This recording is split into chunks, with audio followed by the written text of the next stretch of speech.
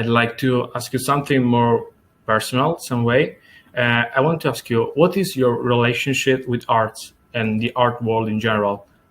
Because did it ever happen to you that, for instance, any artificial work, may it be a painting, a song, or a whole musical, because you interviewed also the creator of the Revenants, so I guess you have a strong relationship with art in general. Did any artificial work change your perception about the world in general? Do you think that humans' creativity is able to impact other mind radically? Yeah, so I think that one of the things that people get confused about with creativity is they often confuse it with productivity.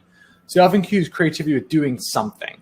So, you painted a painting and no one ever saw it, and people think that's being creative. I reject that idea completely. I think creativity is all about the social phenomenon.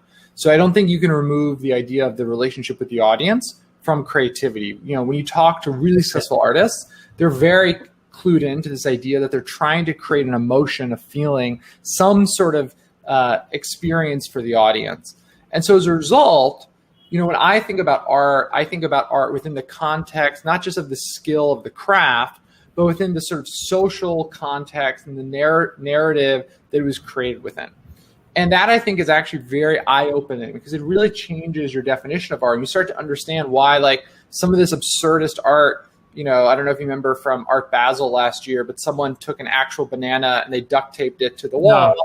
And, they were like, well, is this art? And yeah, it clearly was art. It was making a commentary on Art Basel and the sort of modern art movement. And, it was definitely art in the same way that Andy Warhol was screen printing, and it was definitely art, even though a lot of that art he never touched with his own hands. He had, commercial screen printers printing some of that. And so, our view of art, I think, has often been unfairly intertwined with the idea of craft, and craft and art are very different, because you could craft a perfect replica of the Mona Lisa, and that can make you very technically skilled, but it doesn't make you an artist. And so I think that separation is very useful and actually very empowering for thinking about what can fit within the definition of the creative arts.